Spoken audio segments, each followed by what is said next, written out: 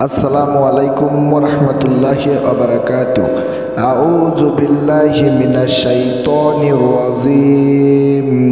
বিসমিল্লাহির রহমানির রহিম। আজকের আলোচনা গীবত ও পরনিন্দা সম্পর্কে।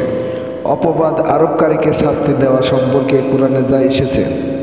আর যারা সচ্চরিত্র নারীর প্রতি অপবাদ আরোপ করে, তারপর তারা চারজন সাক্ষী নিয়ে আসে না, তবে তাদেরকে ৮০টি বেত্রাঘাত করো এবং তোমরা কখনোই তাদের সাক্ষ্য গ্রহণ করো না।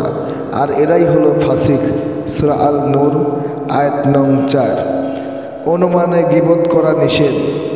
আল্লাহ বলেন, হে মুমিনগণ, তোমরা অধিক অনুমান থেকে দূরে থাকো। নিশ্চয় কোনো কোনো অনুমান তো পাপ। আর তোমরা গোপন বিষয় অনুসন্ধান করো না এবং একে অপরের গীবত করো না। তোমাদের মধ্যে কি কেউ তার মৃত ভাইয়ের গোশত খেতে পছন্দ করবে? তোমরা তো তা পছন্দই করে থাকো। আর তোমরা আল্লাহকে ভয় করো। নিশ্চয় আল্লাহ অধিক তওবা কবুলকারী, অসীম দয়ালু।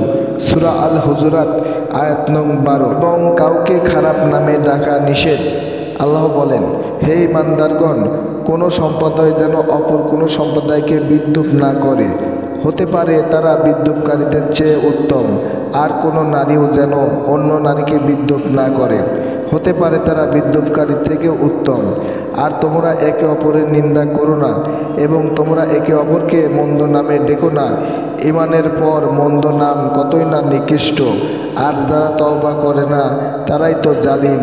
সূরা আল হুজুরাত আয়াত নং ১১। আল্লাহ পাক রব্বুল আলামিন যেন আমাদেরকে বুঝার তৌফিক দেন। সকলে বলুন আমিন।